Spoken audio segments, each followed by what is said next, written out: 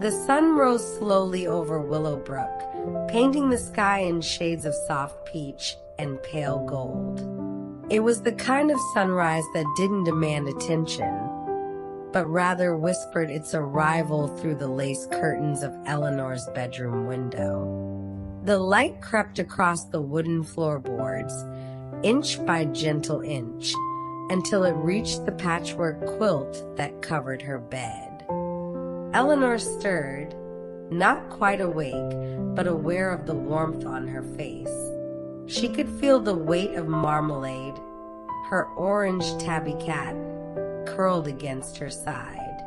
The cat's purring was a low, steady rumble, like a tiny motor running on contentment alone. Eleanor smiled without opening her eyes, her hand moving slowly to rest on Marmalade's soft fur. There was no rush this morning. There never was in Willowbrook. The cottage breathed around her, settling into the warmth of the day. The old timber beams creaked softly, a familiar sound she'd grown to love over the years. It was the sound of home, of safety, of belonging. Eleanor let herself drift in that space between sleep and waking, where thoughts were soft and formless, like clouds passing overhead on a summer afternoon. Eventually, she opened her eyes. The ceiling above her was crossed with exposed beams, dark wood against white plaster. She'd counted those beams countless times, on mornings like this when waking slowly felt like the only thing to do. There were 7 of them, running parallel across her bedroom ceiling. She knew every knot and grain in their surface. Marmalade stretched, extending his front paws and arching his back. His claws flexed into the quilt, making tiny points in the fabric before he relaxed again. Eleanor watched him, enchanted as always by the simple grace of a cat's movement. He yawned, showing his pink tongue and sharp white teeth, then settled back down, this time tucking his nose under his paw. "Good morning, my love," Eleanor whispered to him. The cat's purring intensified, though he didn't open his eyes. Eleanor slowly sat up, letting the quilt fall away. The air in the bedroom was cool, but not uncomfortably so. It was late spring, that perfect time when the chill of winter had finally released its grip, but summer's heat hadn't yet arrived. She reached for her robe, a soft cotton thing in faded blue, and wrapped it around her shoulders. The floorboards were cool under her bare feet as she walked to the window. She pulled back the curtains fully, tying them with their ribbon holds, and looked out at her garden. It stretched before her, still touched with morning dew, sparkling like someone had scattered diamonds across the leaves and grass. The garden beds were arranged in gentle curves, following the natural slope of the land down toward the small stream that marked the edge of her property. She could see the roses she'd planted last year, now thick with dark green leaves and heavy buds that would open in the coming weeks. The lavender bushes were already blooming, their purple spikes swaying gently in the morning breeze. Beyond them, the vegetable garden showed neat rows of green, lettuce and spinach, and the first brave shoots of tomato plants she'd put in just last week. Eleanor stood at the window for a long moment, simply looking. There was something deeply satisfying about this view, about seeing the results of her own hands, her own care. Every plant out there was something she had placed, watered, tended. The garden was her conversation with the earth, a slow dialogue that changed with every season. A blackbird landed on the stone bird bath near the roses, and Eleanor watched as it dipped its beak into the water, tilting its head back to drink. It repeated this several times, then shook itself, sending droplets flying in tiny arcs that caught the morning light. Then, as suddenly as it had arrived, it flew away, disappearing into the oak tree that grew at the corner of her property. Behind her, she heard Marmalade jump down from the bed with a soft thump. He walked to her and wound himself around her ankles, figurating between her feet. She bent down and scooped him up, settling his warm weight against her chest. He immediately began purring again, kneading his paws against her robe. "Shall we make some tea?" she asked him. He blinked at her slowly, those golden green eyes half closing in what she'd learned was a cat's way of showing affection. Eleanor carried him down the narrow stairs, one hand on the wooden railing that was worn smooth from years of use. The steps creaked under her weight, each one with its own particular voice. The third step from the bottom always squeaked, the fifth one groaned, and the seventh made a sound like a sigh. She knew them all. The kitchen was at the back of the cottage, a room that faced east to catch the morning light. It was small but perfect, with open shelves displaying her collection of mismatched teacups and plates. The counters were old butcher block, scarred from use but clean and well-oiled. A deep farmhouse sink sat beneath the window, and next to it, her kettle waited on the stove. Eleanor set Marmalade down gently, and he immediately walked to his bowl, looking up at her with expectation. She smiled and reached for his food, measuring out his breakfast into the ceramic dish she bought for him years ago. It was painted with little fish, which had seemed appropriate at the time. He began eating immediately, purring between bites. She filled the kettle with water from the tap, cold and clear, drawn from the well that supplied the cottage. The pipes sometimes sang when the water ran, a musical humming that she'd never quite figured out but had come to enjoy. She set the kettle on the stove and turned the flame on beneath it, watching the blue fire bloom into life. While the water heated, Eleanor walked to the back door and opened it, letting the morning air flow into the kitchen. The breeze carried the scent of flowers and fresh earth, and somewhere in the distance, she could hear the church bells of Willowbrook ringing the hour. 8 chimes, clear and bright. 8 o'clock on a Saturday morning. She had nowhere to be, nothing urgent to do. The day stretched before her like an empty page, waiting to be filled with simple pleasures. The kettle began to whisper, not yet boiling but thinking about it. Eleanor took down her favorite teacup, a delicate thing with roses painted on its side, and placed a tea bag in it. She preferred loose leaf, but in the morning when she was still soft with sleep, a tea bag felt easier, simpler. She could take her time with loose leaf later, in the afternoon perhaps, when she settled down to read. The kettle's whisper became a murmur, then a low song. Eleanor watched the steam begin to rise from its spout, curling upward in wispy spirals. Just before it reached a full boil, she lifted it from the flame and poured the hot water over her tea bag. The water immediately began to darken, amber spreading through the clear liquid like a sunrise in reverse. She added a small spoonful of honey, watching it swirl and dissolve.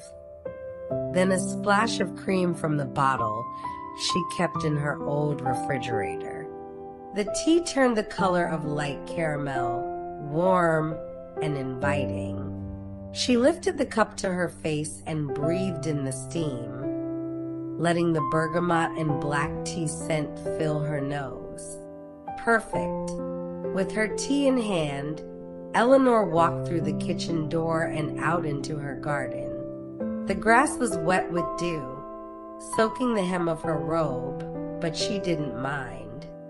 She walked slowly down the stone path she'd laid herself, one stone at a time, over the course of a summer 3 years ago. The stones were uneven, natural shapes that fit together like a puzzle.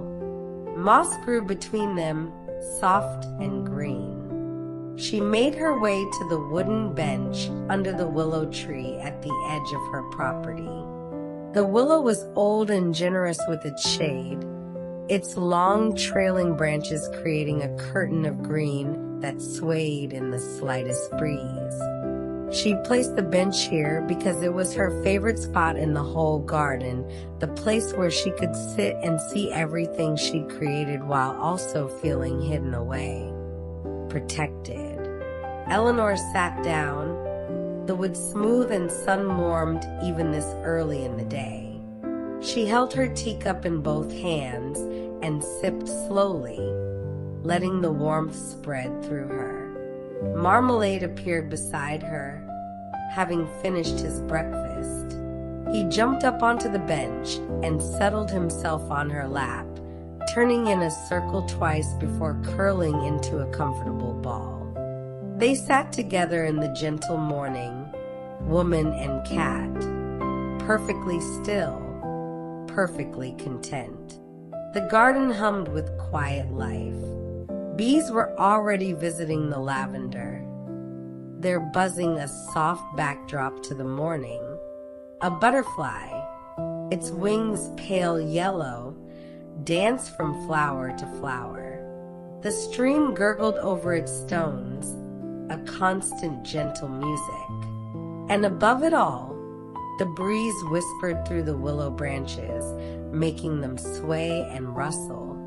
Eleanor stroked Marmalade's fur with her free hand, feeling him purr beneath her palm.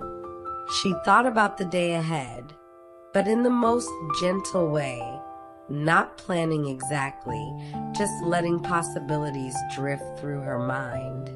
She might work in the garden, perhaps plant the herbs she'd bought at the market last week, basil and thyme and rosemary.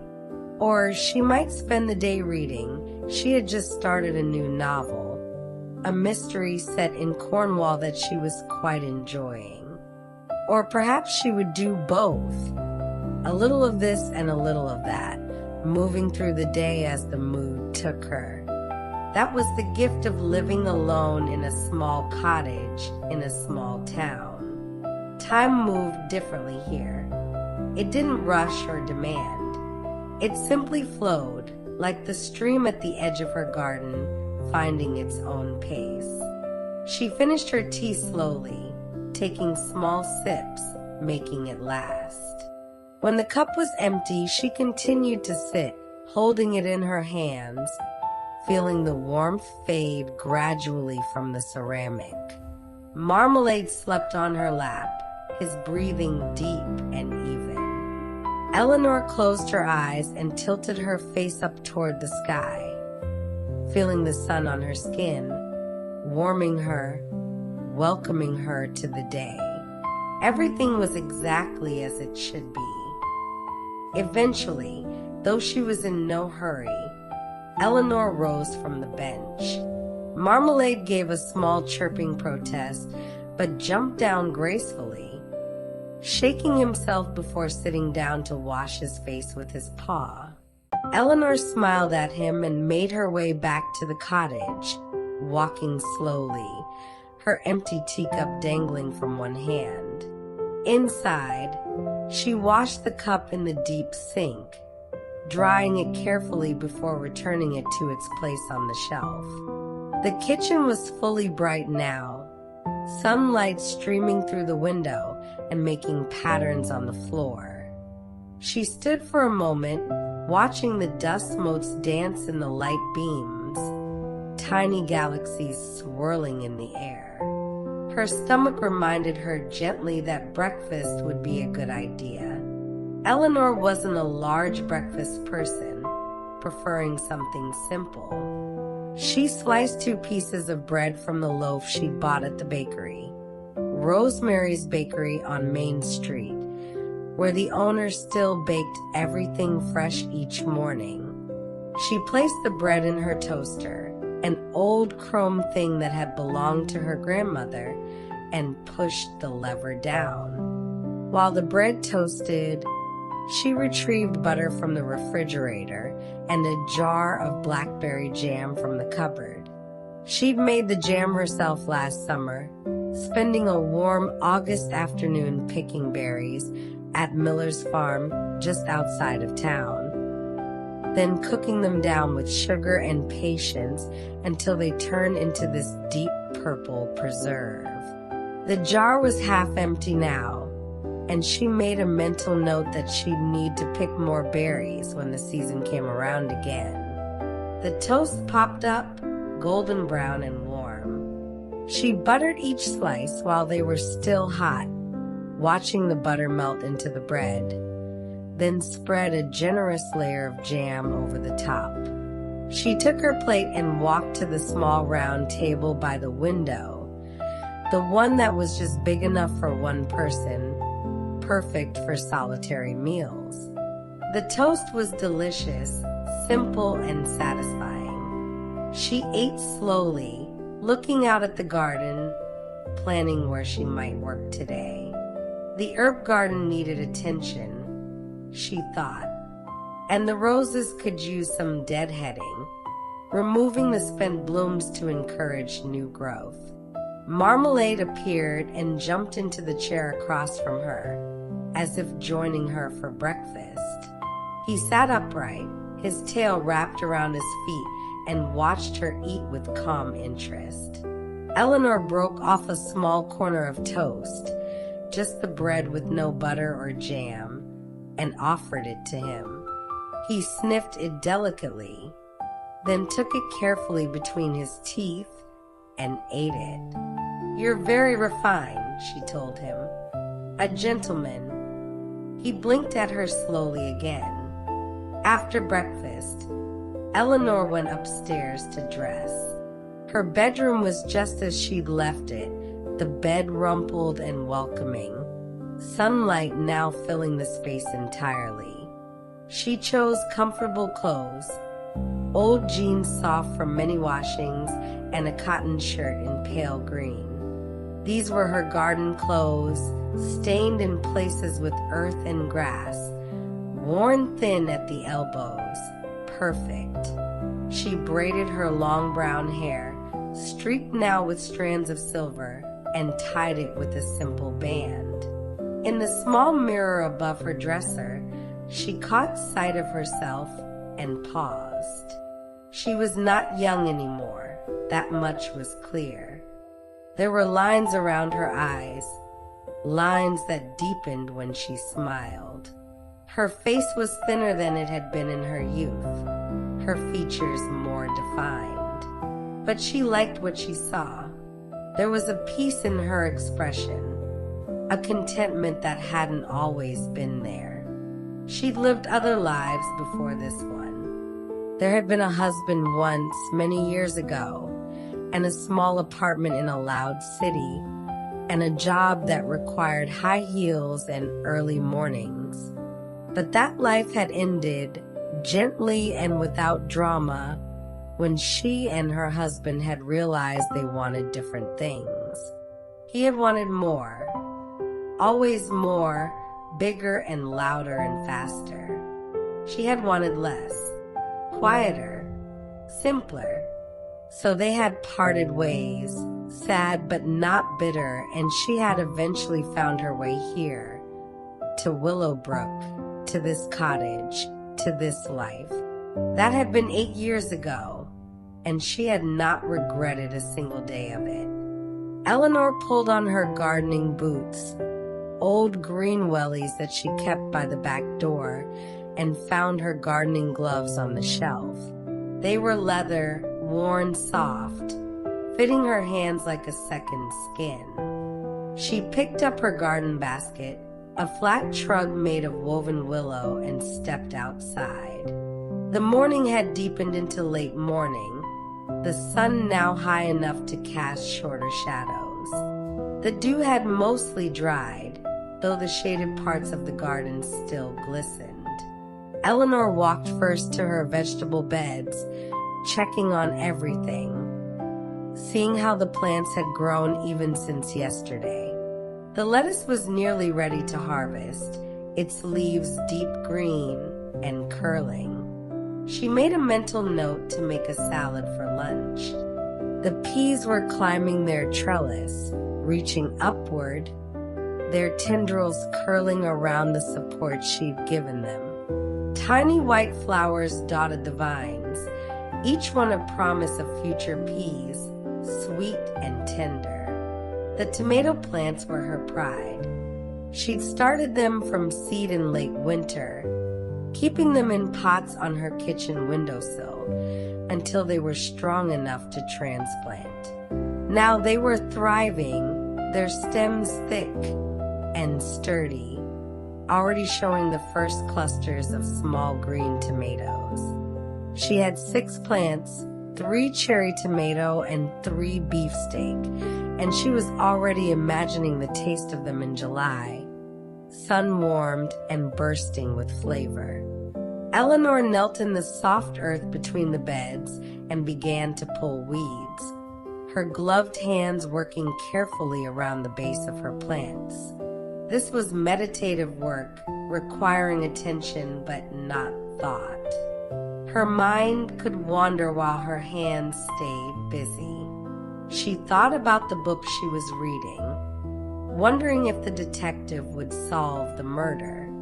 She thought about whether she should bake bread tomorrow. She thought about nothing at all.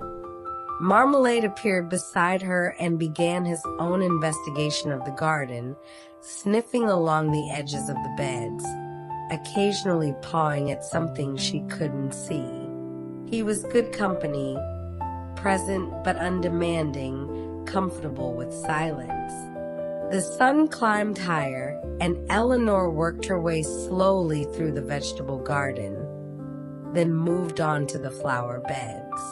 Here the work was different, more about shaping and encouraging than simply maintaining.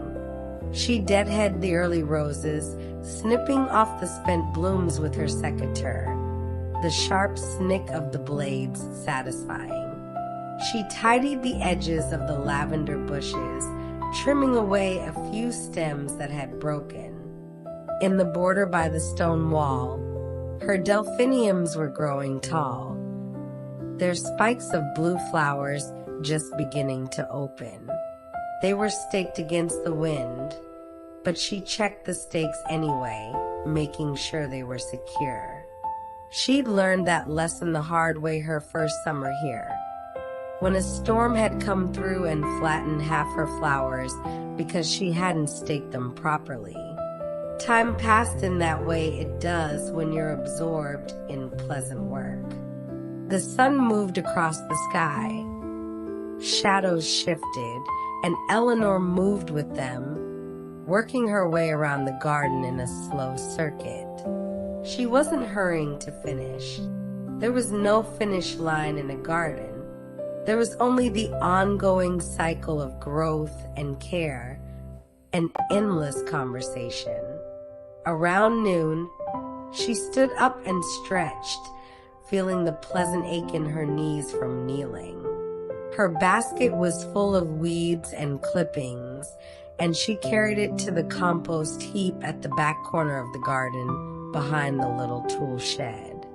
The heap was alive with decomposition, rich and dark at the bottom, fresh and green on top.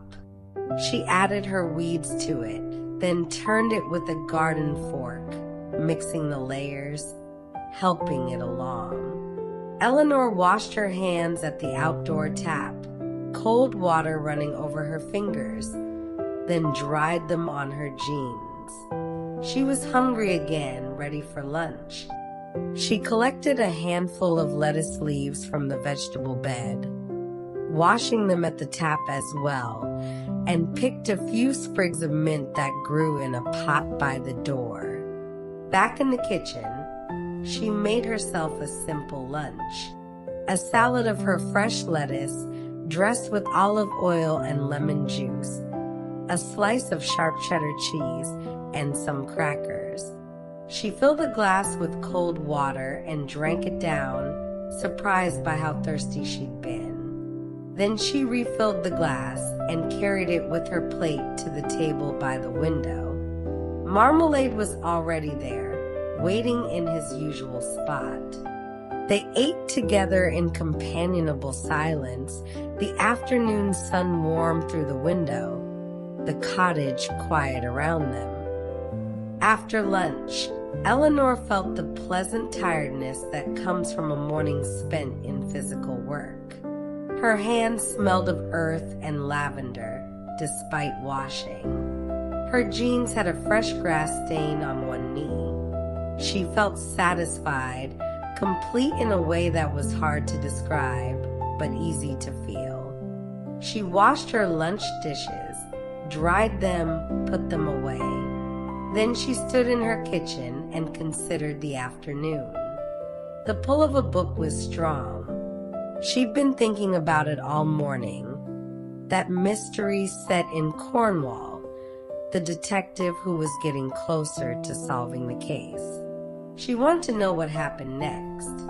Eleanor walked to her living room, the front room of the cottage that looked out onto the quiet street. It was a small room but cozy, with a fireplace that she used in winter and two comfortable armchairs arranged to catch the afternoon light. Built-in bookshelves lined two walls, floor to ceiling, stuffed full of books. Some were neat and organized, others stacked horizontally on top of vertical rows, filling every available space. She'd read most of them, some more than once. They were like old friends. These books, always ready to welcome her back. She found the book she was reading on the small table beside her favorite chair, the one upholstered in faded floral fabric that she'd bought at an estate sale when she first moved to Willowbrook. The book had a bookmark about a third of the way through. She picked it up, feeling its weight, running her thumb along the edges of the pages. But before settling in to read, she made another cup of tea. This time she took her time with it, using loose leaf from the blue tin on her shelf, Earl Grey with lavender. She warmed the teapot with hot water first, swirling it around before pouring it out, then measured the leaves carefully. 1 spoonful per cup plus 1 for the pot, just as her grandmother had taught her. She poured the boiling water over the leaves and set the timer for 4 minutes. While the tea steeped, she arranged a small plate with 2 biscuits, ginger nuts from the tin in her cupboard. She'd bought them at Rosemary's Bakery along with her bread, unable to resist their spicy sweetness. When the timer chimed softly, she poured the tea through a strainer into her cup, the same rose-patterned one from this morning. The tea was dark and fragrant, the bergamot mingling with the floral notes of lavender. Perfect. Eleanor carried everything to the living room on a small tray, setting it on the table beside her chair. Then she settled herself into the chair, tucking her feet under her, pulling the soft throw blanket from the chair's arm over her lap. Marmalade, who had been sleeping in a patch of sunlight on the floor, stirred, stretched, and jumped up into her lap, settling on top of the blanket. "Hello again," she murmured, stroking his head. He purred and kneaded the blanket briefly before settling down into a comfortable loaf shape, his paws tucked under his chest. Eleanor opened her book and found her place. The story drew her in immediately, back into the fog-shrouded cliffs of Cornwall, back into the mystery of the missing woman and the detective who was determined to find her. She sipped her tea as she read, occasionally reaching for a biscuit without looking away from the page. Outside, Willowbrook went about its quiet Saturday business. Occasionally she heard a car pass on the street, or voices of neighbors talking as they walked by. But these sounds were distant, muted, barely registering in her consciousness. She was in Cornwall now, walking the cliff paths, feeling the salt spray, searching for clues. The afternoon light shifted slowly across the room, moving from bright to mellow. Marmalade slept, his weight warm and grounding on her lap.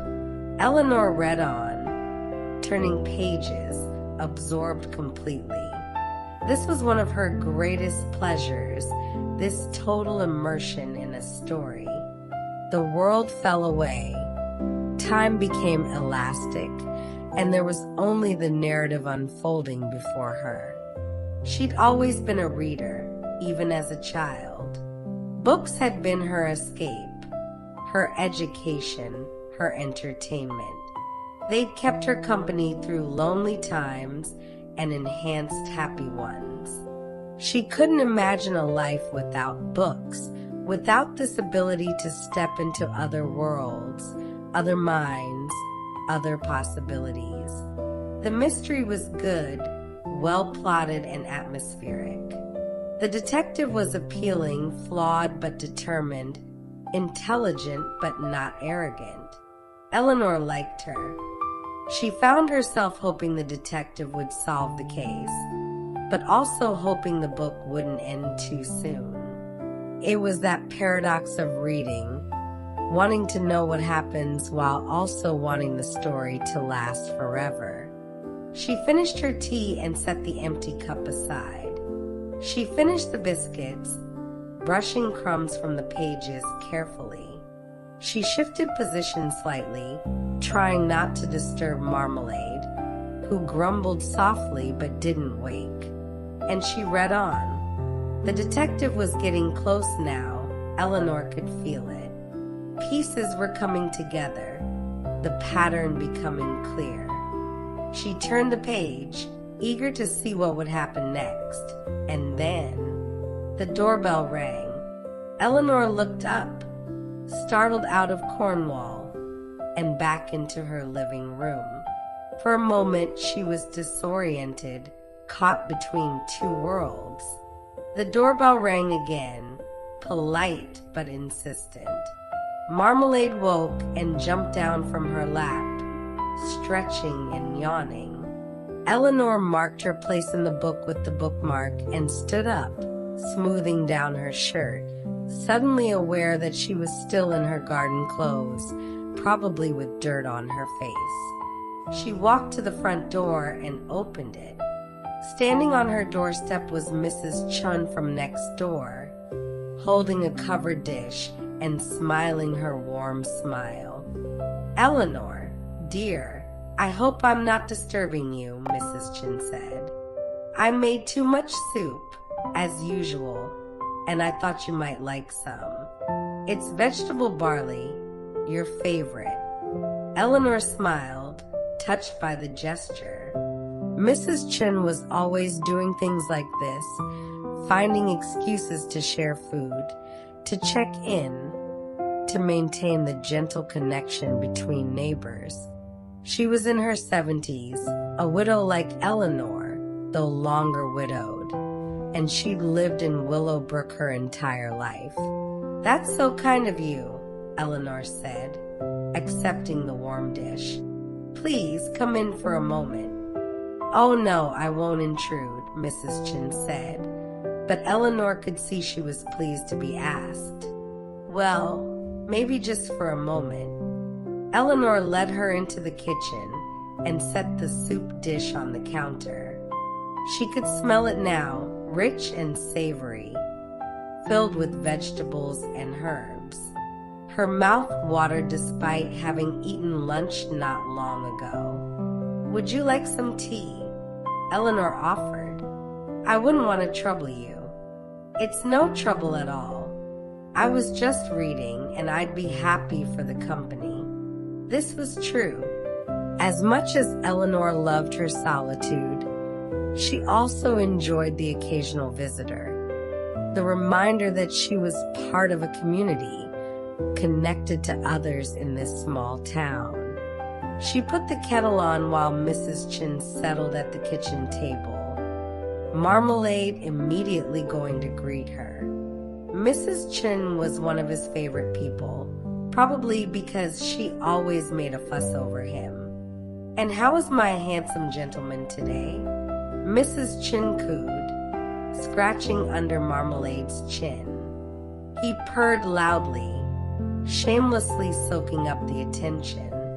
Eleanor made fresh tea, this time using everyday tea bags, chamomile for both of them.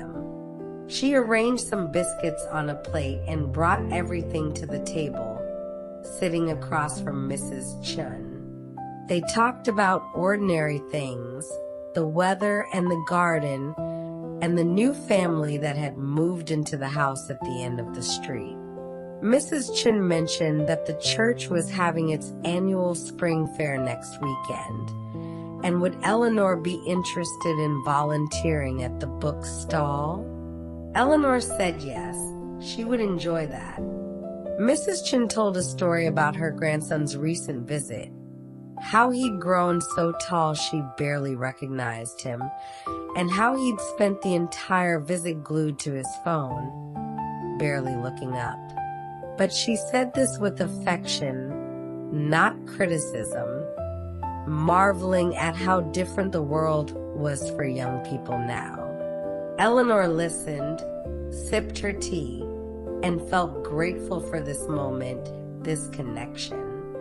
For all that she valued her solitude, she knew that these relationships, these gentle friendships, were important.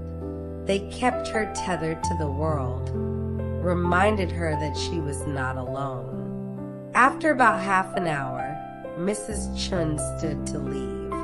"I've taken up enough of your afternoon," she said, "and I'm sure you want to get back to your book.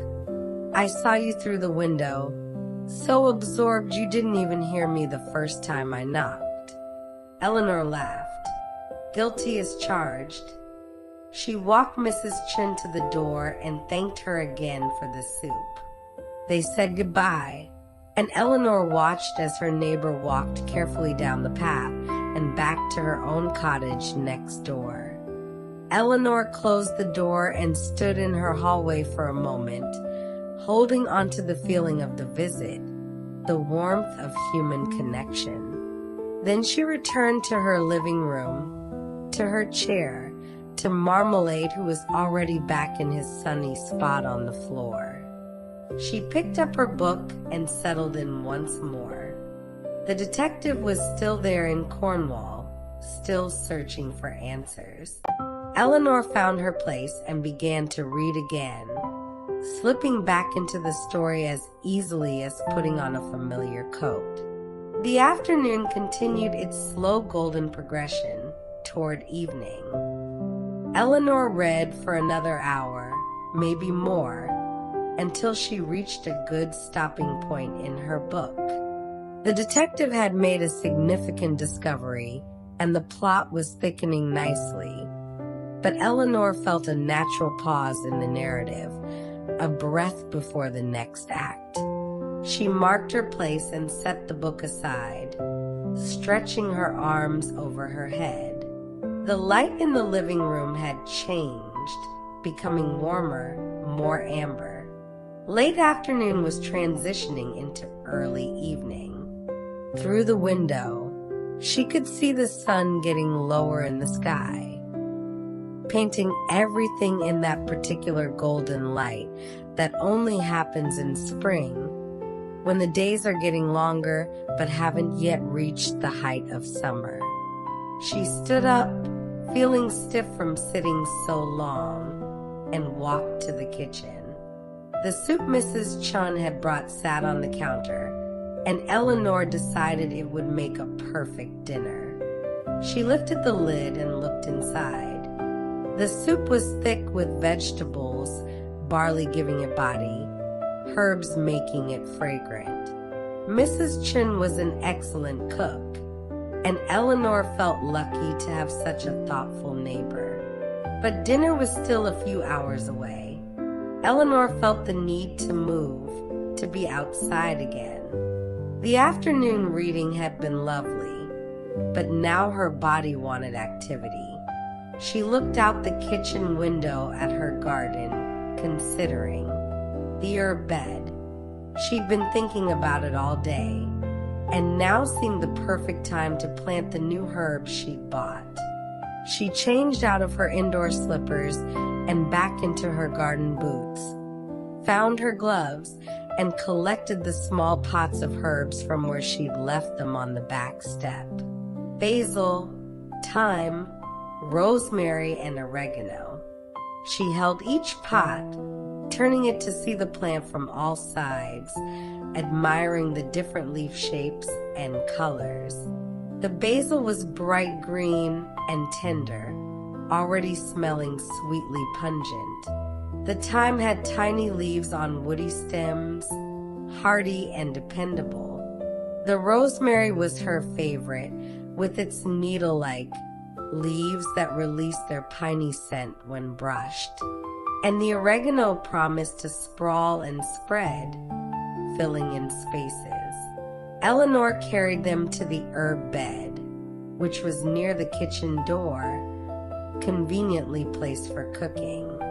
The bed was raised, built from old bricks she'd collected, and assembled herself in her first year at the cottage. It was roughly rectangular, about 4 feet by 6 feet, filled with good soil mixed with compost and sand for drainage.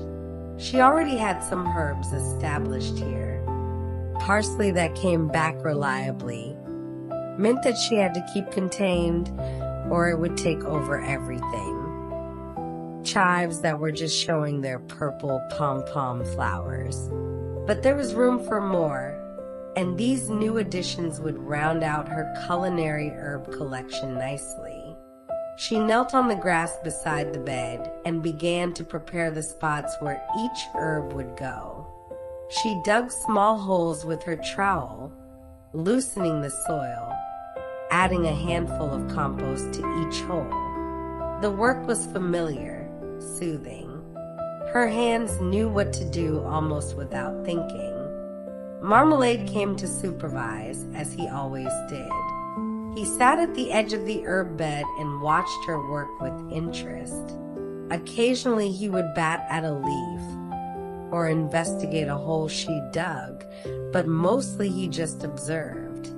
Eleanor planted the basil first, in a spot that would get plenty of sun but also some afternoon shade, keeping it from bolting too quickly in the summer heat.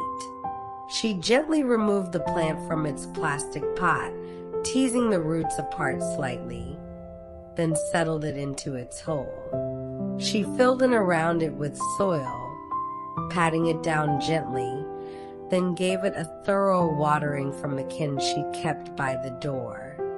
Next came the thyme, placed near the front of the bed where it would cascade over the edge eventually, creating a soft tumbling effect. Then the rosemary, positioned toward the back where it could grow tall without shading smaller plants. And finally the oregano, filling in a gap between the parsley and the chives. When all 4 were planted and watered, Eleanor sat back on her heels and admired her work. The bed looked fuller now, more abundant. She imagined how it would look in a few months, everything grown in and lush, ready to harvest for cooking. She could almost taste the tomato sauce she'd make with fresh basil, the roasted potatoes with rosemary, the grilled chicken with thyme. The sun was noticeably lower now, the shadows growing longer. Eleanor stood up and brushed the dirt from her knees, then gathered her tools. She rinsed them at the outdoor tap and returned them to the small shed where she kept all her garden supplies.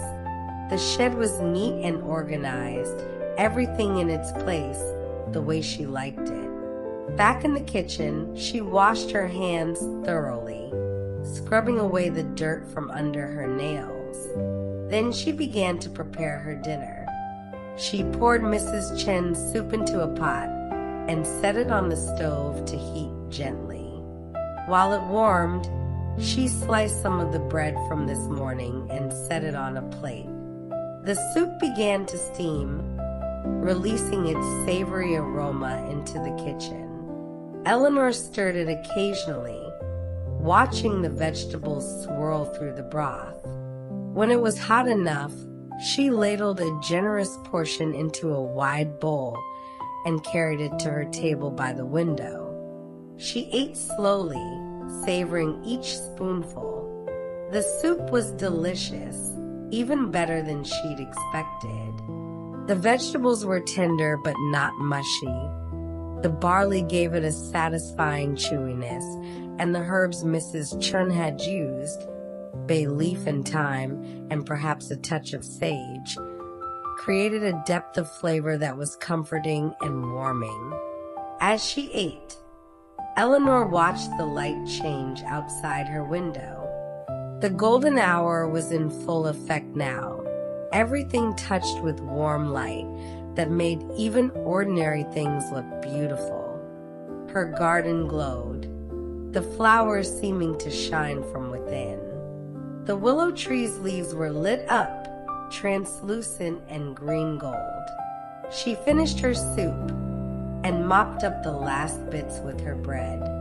Then she washed her bowl and spoon, dried them, put them away. The kitchen was tidy again, ready for tomorrow. Eleanor walked through the cottage, turning on lamps as the daylight faded. She had a lamp in the living room beside her reading chair, another on the small table in the hallway, and a third in her bedroom upstairs. She didn't like harsh overhead lights, preferring the softer, warmer glow of lamps. They made the cottage feel cozy, intimate, like being wrapped in a gentle embrace. She considered returning to her book, but decided instead to sit outside for a while and watch the sunset.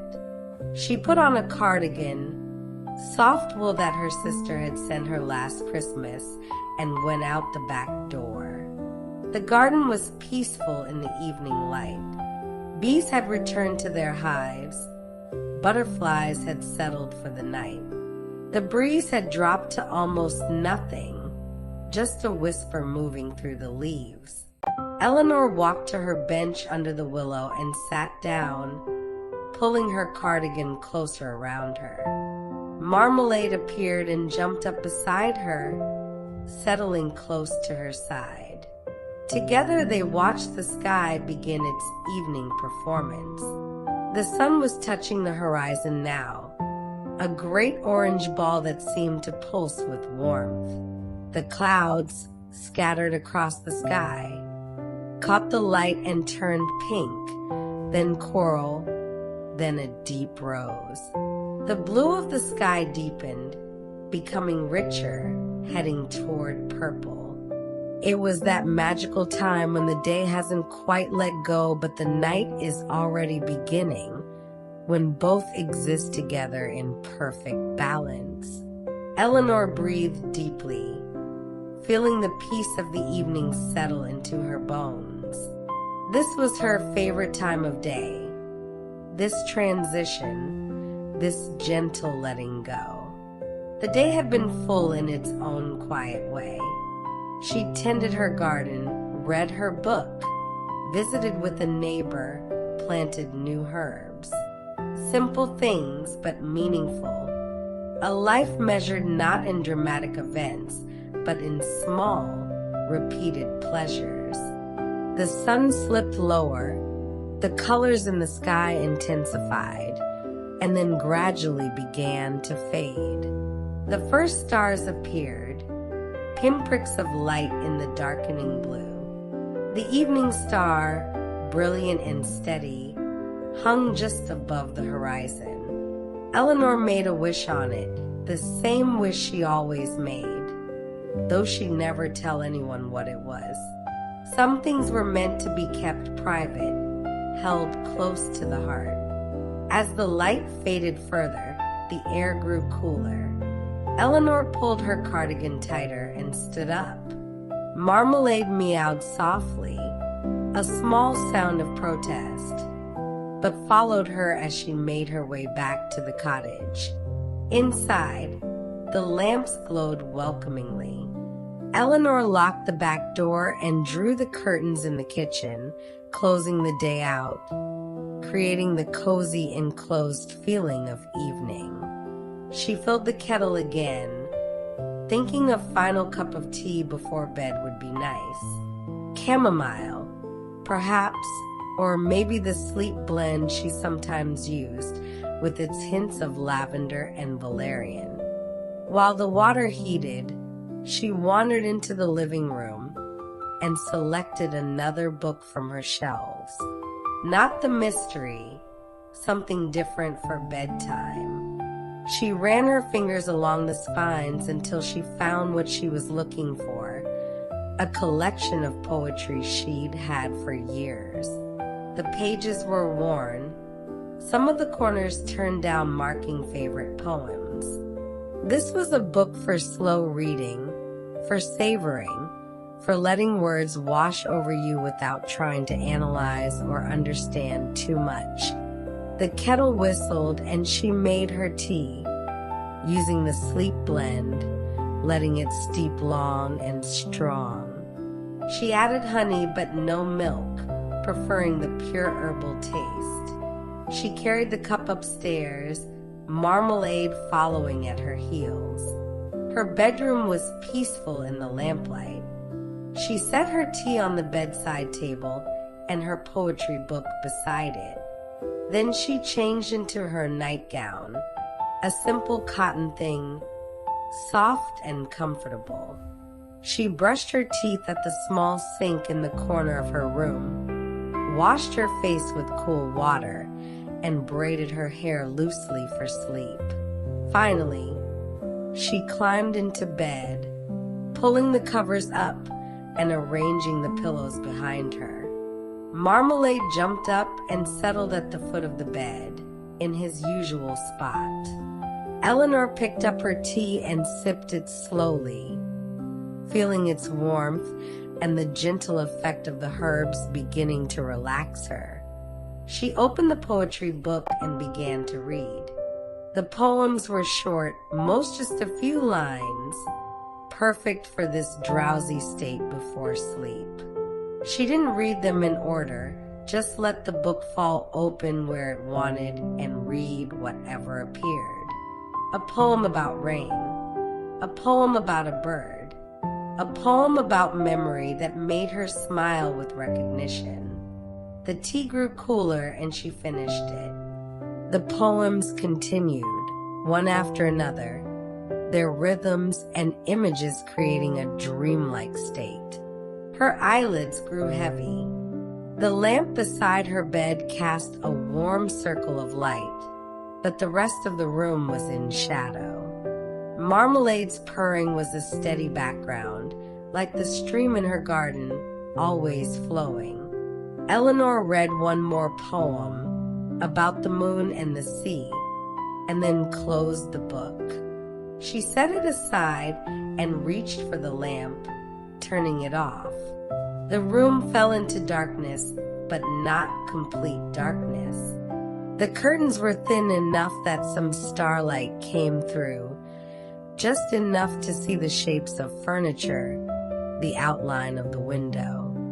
She settled down into her pillows, pulling the quilt up to her chin. Marmalade moved closer, curling against her side. Eleanor closed her eyes and felt the day release her, felt herself drifting, floating on that gentle tide between waking and sleeping. The cottage was quiet around her.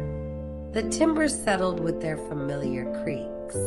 Outside, an owl called in the distance. The stream continued its endless song. And Eleanor, in her small bed in her small cottage in her small town, let herself fall softly into sleep. In that space between waking and sleeping, Eleanor's mind wandered. She was aware of the bed beneath her, the weight of the quilt, the warmth of Marmalade pressed against her side. But she was also somewhere else, drifting through memory and imagination in the way that only happens in those soft moments before true sleep claims you. She thought about her garden as it would be in summer, all the plants grown full and lush. She could see it so clearly, could almost smell the roses in full bloom, hear the bees loud and busy among the flowers. The tomatoes would be heavy on their vines, red and ripe, and she would pick them warm from the sun and eat them like apples, juice running down her chin. The image shifted as dream thoughts do, and now she was walking through Willowbrook on a market day. The small square in the center of town would be filled with stalls, farmers selling their vegetables and fruits, craftspeople offering their wares. There would be Mrs. Henderson with her honey, golden jars lined up on her table, and Mr. Martinez with his woodwork, beautiful cutting boards and spoons carved from local wood. Eleanor could see herself stopping at each stall, chatting with the vendors, people she knew, people who knew her. She would buy fresh eggs and perhaps some cheese, and Rosemary from the bakery would have set up a special stall with her weekend pastries, and Eleanor would buy a cinnamon roll for Sunday breakfast, a treat to have with her morning tea. The scene shifted again. Now she was younger, much younger, and she was in a different place entirely. A city, tall buildings all around, noise and rush and constant movement. This was memory now, not imagination. Her old life, before Willowbrook, before the cottage. She could see herself in a business suit, uncomfortable shoes, hurrying down a crowded sidewalk with a briefcase in one hand and a coffee in the other. Always rushing, always late, always thinking about the next thing and the next thing after that. There had been an energy to that life, but also an exhaustion, a sense of being on a treadmill that never stopped. She thought that was what success looked like. The job, the apartment, the busy social calendar. Her husband had thrived in that environment, had loved the competition and the challenge and the constant stimulation. But Eleanor had felt herself growing smaller, quieter, more removed. It had taken time to realize that there wasn't anything wrong with her. She just wanted something different, something slower, simpler, more connected to the earth and the seasons and the quiet rhythms of a life lived deliberately. The divorce had been sad but necessary. They had parted with respect, even affection, just two people who had started out wanting the same things, but had grown to want different ones. He was still in that city, she assumed, still climbing, still achieving. And she was here in this small cottage with her garden and her cat and her books. Neither choice was wrong. They were just different. Eleanor felt herself drifting deeper now, the thoughts becoming less coherent, more like impressions and feelings. She was aware of being comfortable, safe, content. The anxieties that had plagued her younger life, The constant worry about whether she was doing enough, being enough, achieving enough, all of that had faded away in the years since coming to Willowbrook. Here, she was enough simply by being. The garden grew whether she worried about it or not. The cat loved her whether she was successful or not.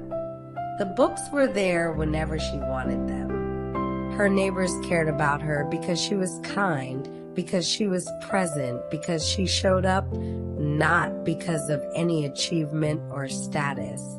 It was such a relief, this life. Such a deep, profound relief. She thought about her mother, gone now for 5 years, who had never quite understood Eleanor's choice to leave the city, to divorce her successful husband, to move to a place where nothing much happened. Her mother had been worried, had thought Eleanor was giving up, retreating from life. But her mother had visited once, had stayed for a long weekend, and by the end of it she had been quieter, more thoughtful. She'd sat in the garden and watched the bees. She'd helped Eleanor make jam. She'd read a book without checking her phone every 5 minutes. And when she left, she'd hugged Eleanor tight and whispered, "I think I understand now." That had meant everything. Eleanor's sister understood too. She was younger than Eleanor, still caught up in her busy life, but she was moving towards something similar, Eleanor could tell. The Christmas gift of the soft wool cardigan had been a sign, a reaching out, a recognition of the value of simple, comfortable things. Maybe one day her sister would find her own Willowbrook, her own cottage. Or maybe not.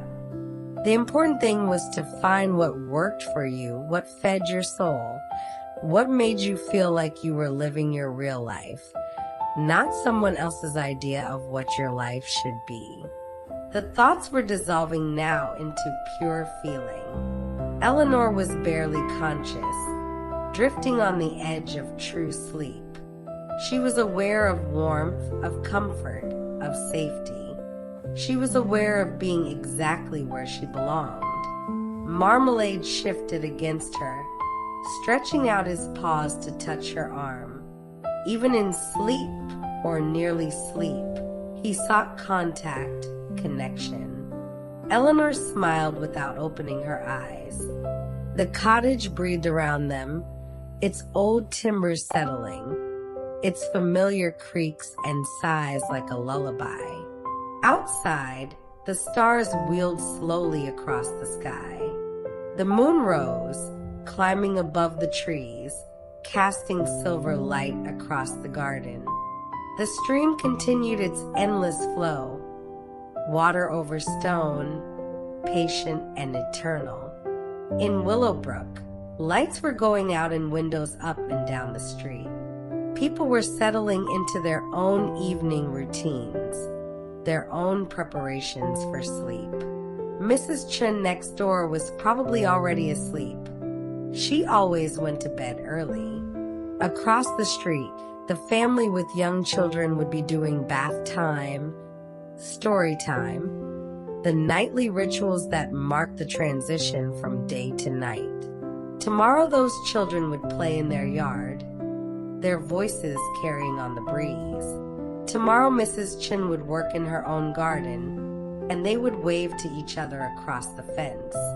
Tomorrow there would be another market day, or a quiet Sunday, or whatever the day brought. The routine would continue, the gentle, predictable pattern of small-town life. But that was tomorrow. Tonight was for rest, for the deep peace of sleep, for letting go of the day and trusting that another would come. Eleanor's breathing had deepened, become slow and regular. She was fully asleep now, or nearly so, suspended in that place of perfect rest. Her mind had finally quieted. All thoughts dissolved into the darkness. There was only the breath moving in and out, the beating of her heart, the warmth of the bed, the gentle weight of the cat. In her sleep, Eleanor smiled. The cottage stood quiet in the deep night. Hours had passed since Eleanor had fallen asleep. The moon had climbed to its zenith and begun its descent toward the western horizon. The stars had wheeled overhead in their ancient patterns, Orion chasing the Pleiades across the sky, the Big Dipper rotating around Polaris. Inside Eleanor's bedroom, everything was still. Her breathing was slow and deep, the breathing of someone in profound rest. Marmalade had shifted positions several times through the night, as cats do, moving from the foot of the bed to beside her pillow, then back down to curl in the crook of her knees. Now he was sprawled along her side, his head resting on her arm, fully relaxed in the way only a contented cat can be. The house made its nighttime sounds. The refrigerator in the kitchen hummed its steady rhythm, clicking on and off at intervals. A floorboard creaked as it cooled and contracted. The wind had picked up slightly, and the willow tree outside whispered and swayed, its branches brushing gently against each other. These were the sounds of home, so familiar that they didn't wake Eleanor, but rather deepened her sense of security. This was her place, her refuge, and even in sleep some part of her knew she was safe here. In the village, Willowbrook slept. Streetlights cast pools of warm light at intervals along the lanes. A fox trotted down Main Street, pausing to investigate a bin outside the bakery, then moving on when it found nothing of interest. Somewhere a dog barked once, then fell silent. The church clock chimed twice, the sound carrying clear and bright through the still air. 2 in the morning, the deepest part of night, when the world feels most quiet, most peaceful. Eleanor didn't wake at the sound, but she stirred slightly, turning onto her side, her hand reaching out automatically to rest on Marmalade's fur. He purred softly in his sleep, a barely audible rumble that Eleanor's fingers could feel more than her ears could hear. Her dreams had moved beyond memory now into pure imagination, those strange narratives that the sleeping mind creates. She was walking through a forest, but it was not a frightening place. The trees were tall and friendly, their branches forming a canopy overhead that let through dappled sunlight. She could hear water running somewhere nearby and birds singing.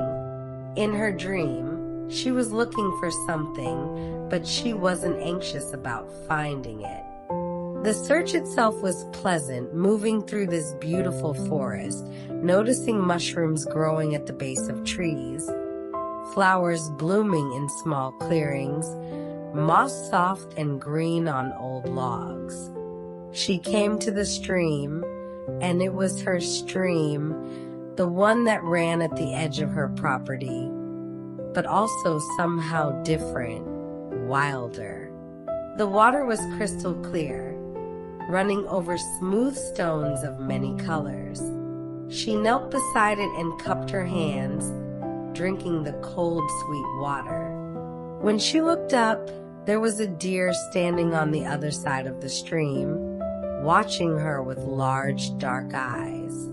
They looked at each other for a long moment, woman and deer, and Eleanor felt a deep sense of connection, of recognition. Then the deer turned and walked unhurriedly into the trees, and Eleanor stood up and continued her walk through the forest. The dream shifted, as dreams do, becoming less about narrative and more about feeling and sensation. Eleanor was flying now, or floating, moving effortlessly through a sky filled with clouds. But this didn't feel strange or impossible. It felt natural, as though this was something she'd always known how to do. She moved between the clouds, feeling their cool moisture on her skin, seeing the sun break through in shafts of golden light. Below her was a landscape of green fields and small villages, rivers winding between hills, everything peaceful and pastoral. She could see tiny houses with smoke rising from their chimneys, roads connecting one place to another, gardens and orchards and fields of crops. It looked like a map or a child's drawing, everything simplified and perfect. And she knew, in that way you know things in dreams, that this was the world and she was safe in it, part of it, connected to it. The dream faded gradually, images dissolving, and Eleanor sank into deeper sleep, the kind where there are no dreams at all, just pure rest, the body and mind completely let go. Outside, the night continued its slow progression toward dawn. The moon set in the west, disappearing below the horizon, and the stars became brighter in its absence. The Milky Way stretched across the sky, a river of light, billions of stars too distant to see individually, but collectively creating that luminous band. An owl hunted in the fields beyond the village, its silent flight perfect for surprising mice and voles. It called occasionally, a haunting sound that echoed in the darkness. Another owl answered from a different direction, and for a while they called back and forth, communicating in their ancient language. In Eleanor's garden, the plants continued their slow growth. Roots extended deeper into the soil. Leaves breathed, taking in oxygen, releasing carbon dioxide, the reverse of their daytime process. The flowers were closed, waiting for the sun's return to open again. Everything was patient, everything was in its time. The newly planted herbs, basil and thyme and rosemary and oregano, were settling into their new home, their roots beginning to reach out into the surrounding soil, finding water and nutrients. By morning, they would already be slightly more established, the process of transplanting already transforming into the process of growth. The tomato plants, even in darkness, were moving, their stems slowly turning to find the best position for catching tomorrow's sunlight. The lettuce was growing, adding new cells, expanding. The peas were climbing, their tendrils reaching, grasping, pulling the plants ever upward. The garden was never still, never truly resting, even at night. It was always changing, always growing, always moving through its cycles. Eleanor tended it, guided it, but the garden had its own life, its own purpose, its own deep wisdom. Inside the cottage, the night deepened further toward that darkest hour just before dawn. The temperature dropped to its lowest point. The wind died away completely, and everything became profoundly still. Eleanor slept on, undisturbed, held in the embrace of perfect rest. Her face was peaceful, relaxed, all the lines smoothed out. She looked younger in sleep, softer. One hand rested on the quilt near her face, the other was tucked under her pillow. Her breathing was so slow and gentle it was barely visible, just the smallest rise and fall of the covers. Marmalade had moved again, now curled up against her stomach, his favorite spot. His paws twitched occasionally as he dreamed his own cat dreams, chasing perhaps, or stalking, or simply running for the joy of running. His whiskers quivered. His ears flicked. But he was deeply asleep, as completely at rest as his human. The house protected them both. This small cottage that had become home. Its walls kept out the night chill. Its roof kept out the weather. Its doors were locked against any harm.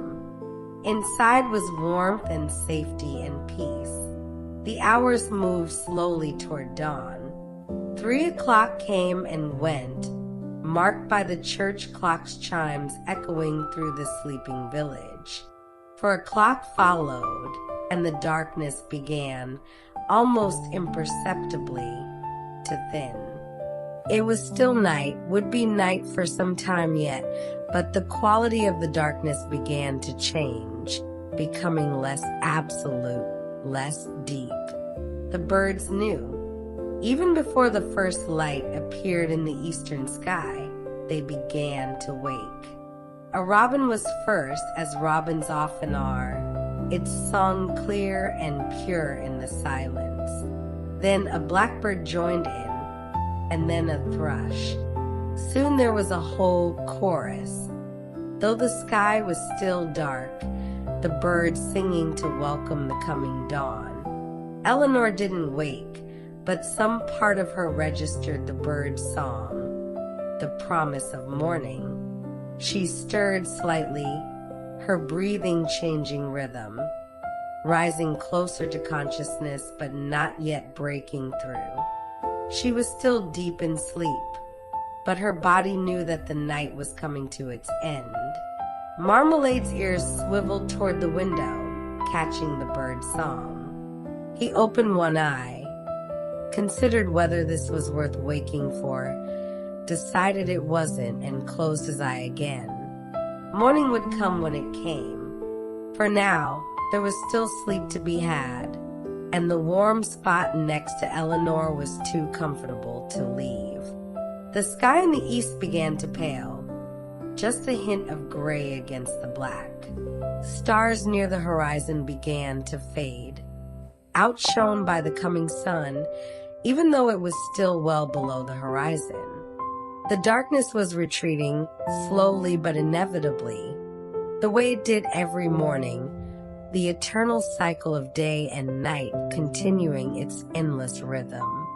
In her garden, the flowers began to orient themselves toward where the sun would rise, even before its light appeared. They knew. They remembered. They prepared. The dew began to form, moisture condensing out of the cooling air onto every surface, coating leaves and petals and grass with tiny diamonds of water. The stream continued its flowing, never stopping, never resting, the water that passed now different from the water that had passed an hour ago, but the stream itself eternal, always there, always moving. Its sound was constant, reliable, a meditation in liquid form. Dawn was coming, inevitable and gentle. The long, peaceful night was drawing to its close. Soon the sun would rise, light would return, and a new day would begin. But for now, in these last moments of darkness, everything was still suspended in the deep peace of night. Eleanor slept on, held in the embrace of perfect rest, safe in her cottage, surrounded by her garden, her cat beside her, her books waiting downstairs, her life gentle and good and exactly as it should be. The world turned slowly toward the light. The sun rose even more gently than it had yesterday, if that was possible. Sunday morning had a different quality than other mornings, something softer, more forgiving. There was less urgency in the light, as if even the sun knew that Sunday was a day for taking one's time. Eleanor woke slowly, so slowly that she couldn't pinpoint the exact moment when sleep became waking. She was simply aware, at some point, that her eyes were open and she was looking at her bedroom ceiling, at those familiar beams she'd counted so many times before. 7 of them, running parallel, each one perfect and right. Marmalade was already awake, sitting on her bedside table, washing his face with his paw. He paused when he noticed her eyes were open, looking at her with that frank, assessing gaze that cats have. Then he made a small chirping sound, a greeting, and jumped down onto the bed to headbutt her chin. "Good morning, sweet boy," Eleanor murmured, her voice still rough with sleep. She stretched, long and luxurious, feeling her muscles lengthen, her joints pop gently. She'd slept deeply and well, she could tell. There was no grogginess, no fuzzy-headedness. She felt rested, restored, ready for whatever the day might bring. Which, being Sunday, wouldn't be much. And that was perfect. She lay in bed a while longer, in no hurry to rise. The sunlight was streaming through her window, illuminating dancing dust motes, warming the quilt. She could hear the birds outside, still singing their morning songs, though less frantically than at dawn. She could hear church bells in the distance, calling the faithful to service. But Eleanor had found her own way of honoring the sacred, her own cathedral made of earth and sky. Sunday mornings were special to her in a different way now. They were her time to be fully present with nature, to practice what she thought of as her communion with the living world. Eventually, she threw back the covers and got up, reaching for her robe. Marmalade jumped down and preceded her out of the room, his tail held high, leading the way downstairs. Eleanor followed, her hand on the railing, her feet finding the steps by memory more than sight. In the kitchen, she followed the same gentle routine as yesterday. Food for Marmalade first, then the kettle on for tea. But this morning she decided on coffee instead, something she usually reserved for weekends. She had a small French press that she loved, and good beans she kept in the freezer to maintain their freshness. She ground the beans, the sharp smell filling the kitchen, bright and energizing. She heated water to just below boiling, then poured it over the grounds in the press, stirring gently before putting the lid on. While it steeped, she stood at the window and looked out at her garden. The morning light was making everything glow. The dew was still present, turning each leaf and petal into something jewel-like. A spider's web stretched between 2 rose bushes, and it was so covered in dewdrops that it looked like a net made of diamonds.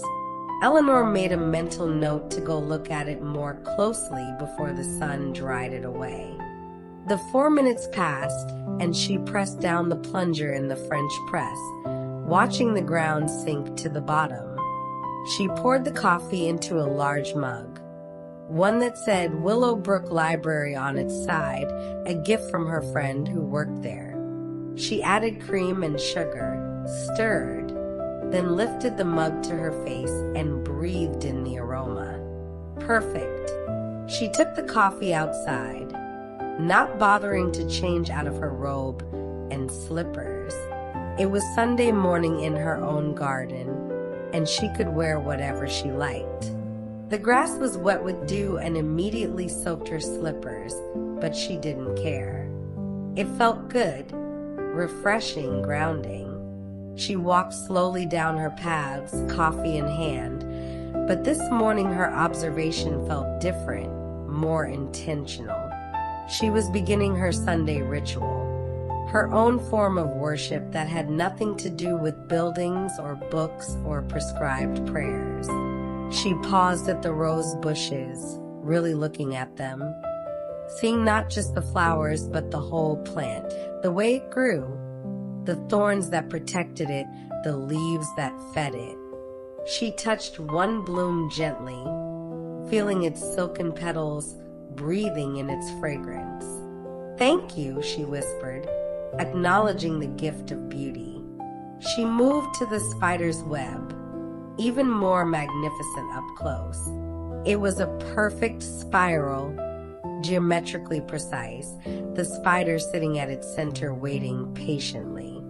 Eleanor stood before it for a long time, marveling at the engineering, at the patience it must have taken to create something so intricate, so perfect for its purpose.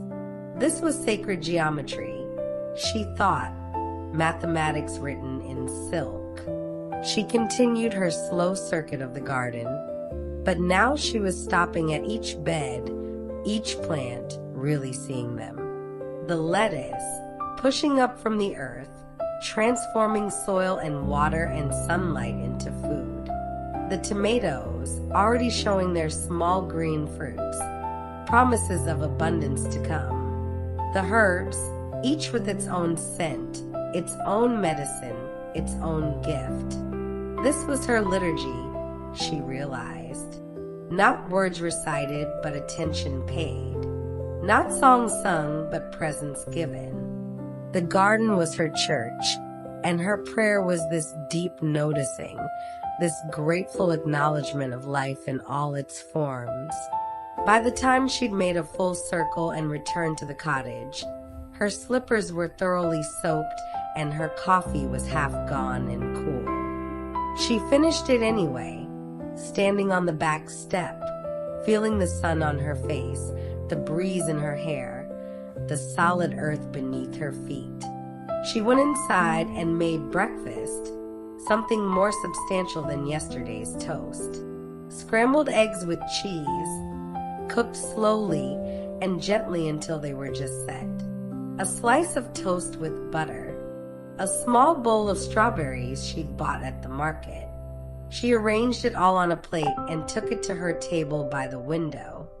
As she ate, she thought about her morning ritual and how it had evolved over the years.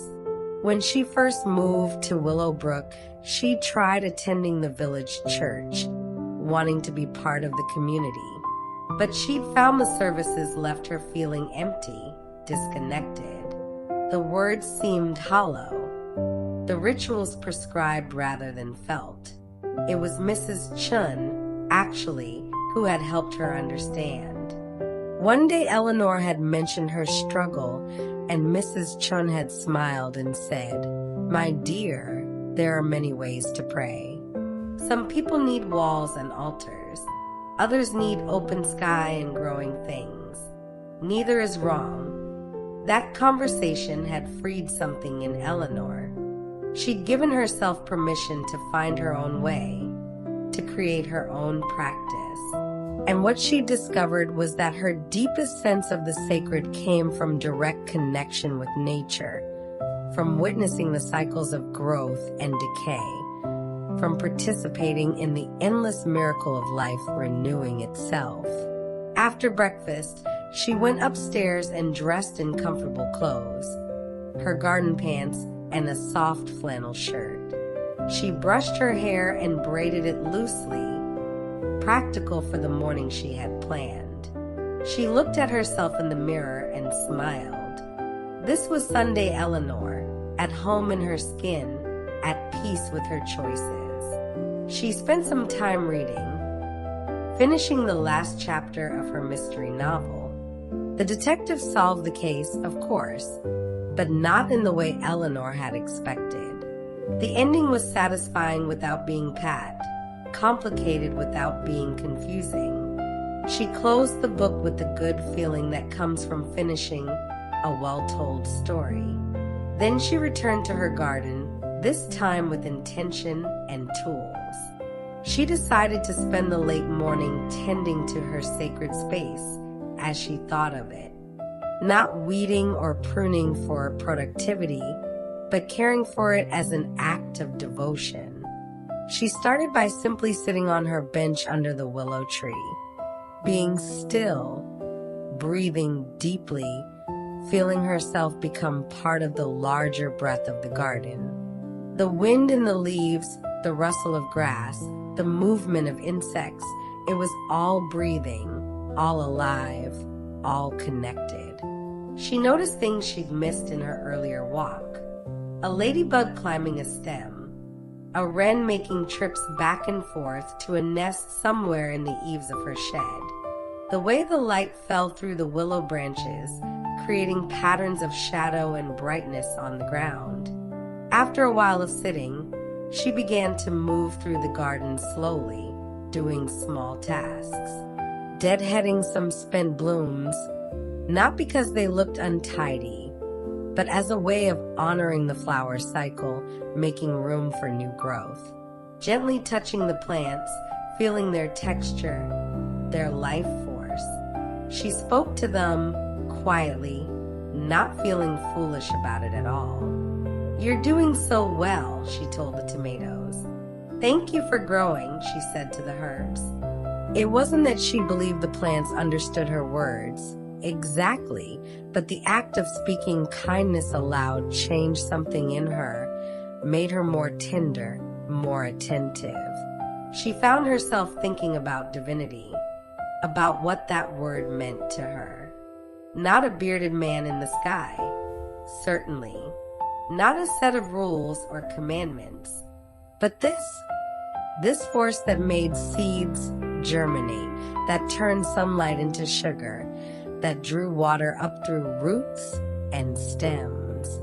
This intelligence that knew how to make a rose, how to orchestrate the seasons, how to maintain the delicate balance of an entire ecosystem. This was what she worshipped, if worship was the right word. The ongoing miracle of existence, the fact that anything existed at all, that life persisted and adapted and flourished. Every morning she woke to a garden was a resurrection story, she thought. Every spring was proof of redemption. She worked in the garden for a couple of hours, losing track of time in that way that happened when she was fully absorbed. Her hands in the soil, her attention on the plants, her body moving in rhythm with the work. This was her meditation, her prayer, her practice. By the time she finished, the sun was high and warm. She was pleasantly tired, her hands dirty, her heart full. She'd accomplished nothing that anyone else would notice, but she felt spiritually fed in a way that hours in any building never quite achieved. She washed her hands at the outdoor tap, then went inside to make lunch. Something simple, a salad from her garden lettuce, dressed with olive oil and lemon, a slice of cheese, some bread. She carried it back outside and ate on her bench under the willow, Marmalade appearing to sit beside her. After lunch, she lay down in the grass, right there under the tree, and looked up through the branches at the sky. Clouds were moving slowly overhead, white against blue. Birds flew past. The breeze made the willow branches sway and dance. She stayed there for a long time, maybe an hour, maybe more, just being alive, being present, being part of it all. This was her Sabbath, this rest that was also attention, this stillness that was also communion.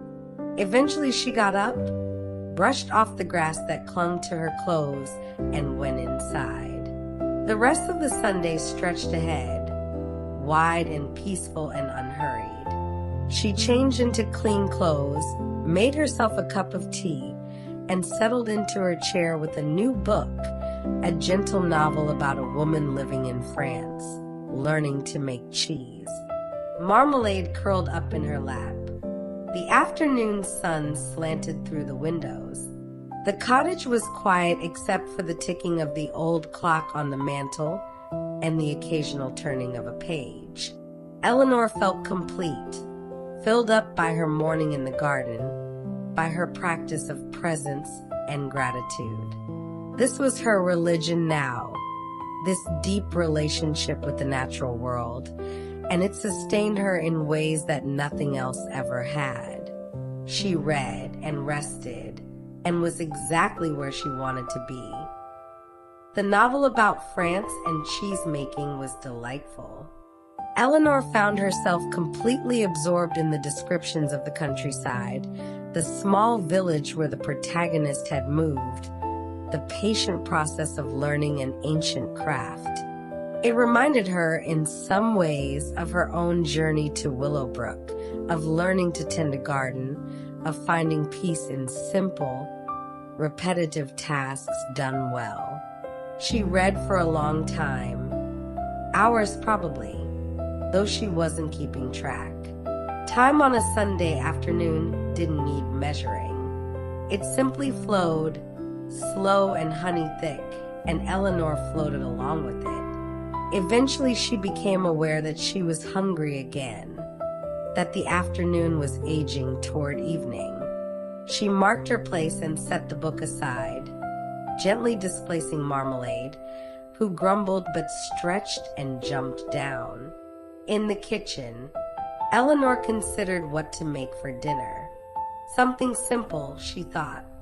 She wasn't very hungry, and the idea of cooking something elaborate held no appeal.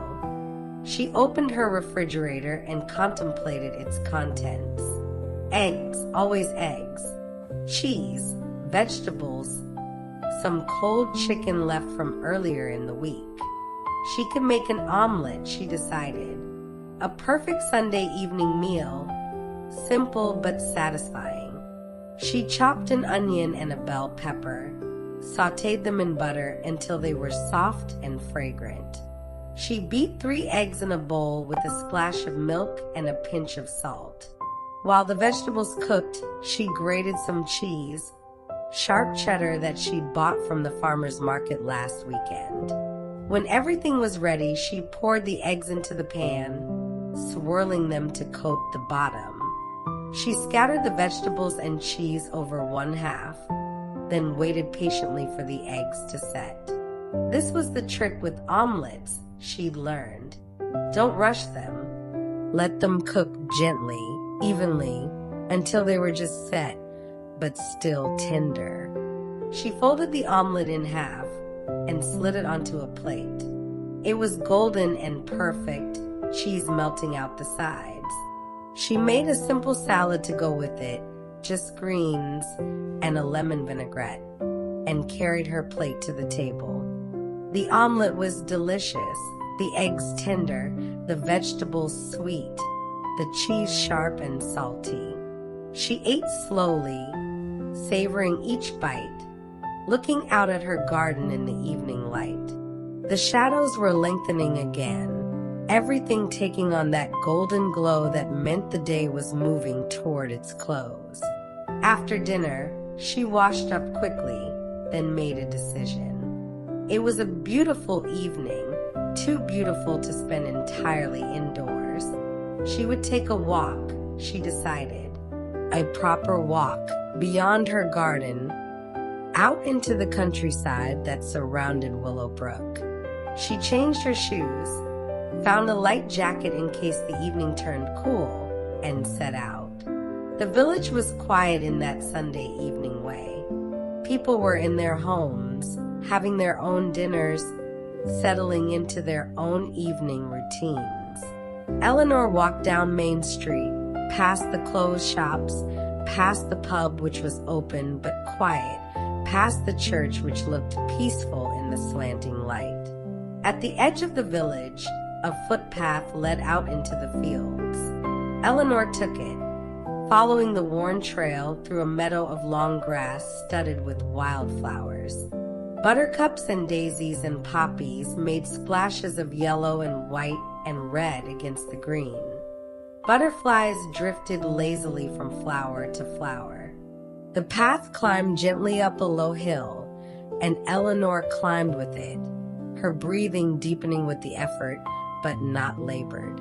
She was fit from her garden work, from her daily movements, and the climb felt good, her muscles working, her blood pumping. At the top of the hill, she paused. From here, she could see for miles in every direction. Willowbrook lay below her, smoke rising from a few chimneys, the church spire pointing skyward, everything small and perfect like a model village. Beyond the village, fields and woods stretched into the distance, a patchwork of greens and browns, divided by hedgerows and old stone walls. In the other direction, she could see the countryside rolling away toward distant hills, purple in the evening light. Somewhere out there was the larger world, cities and highways, and all the rush and noise she'd left behind. But from here, it might as well not exist. Here was only peace, only beauty, only the slow turning of the seasons and the patient endurance of the land. Eleanor stood at the top of the hill for a long time, just breathing, just being. The wind blew gently, ruffling her hair, bringing the scent of grass and earth and flowers. A hawk circled overhead, riding the thermals, searching for one last meal before dark. She felt in that moment perfectly content. Not happy in an excited, energized way, but content in a deep, settled way. This was enough. This was everything. This life she'd built, this place she'd found, this slow, gentle rhythm of days marked by simple pleasures. She thought about the people in Willowbrook, all of them living their own lives, pursuing their own versions of contentment.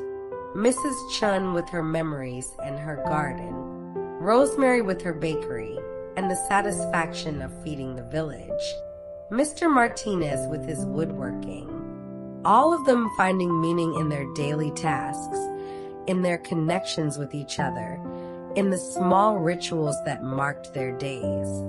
This was what community meant, Eleanor thought. Not grand gestures or dramatic events, but this steady, ongoing care for each other. This showing up day after day.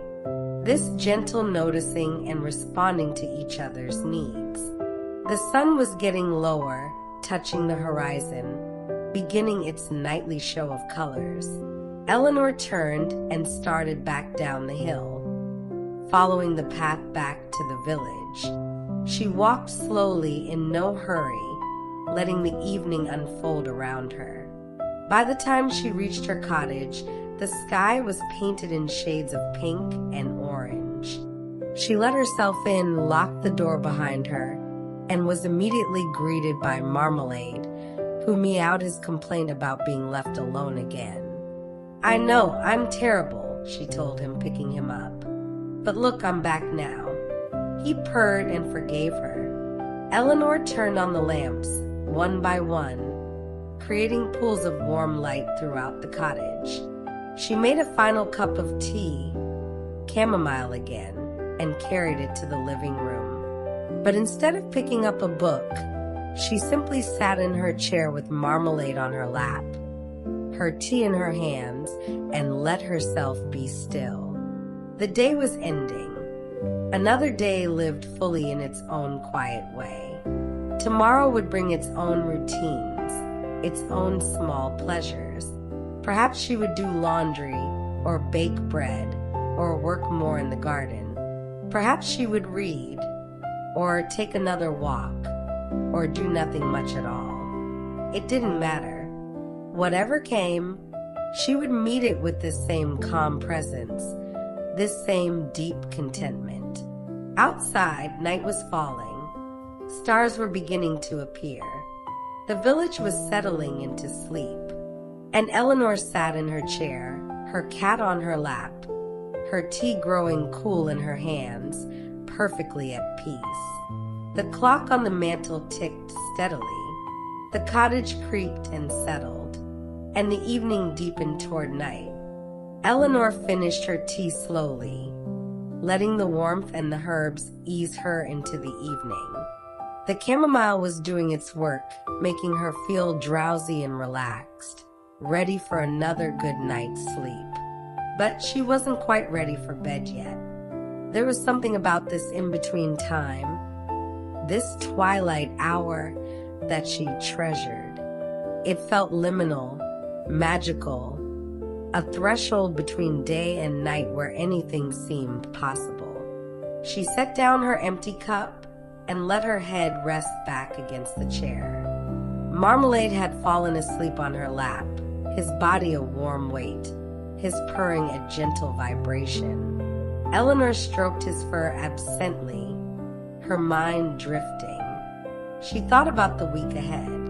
Monday she would go to the market.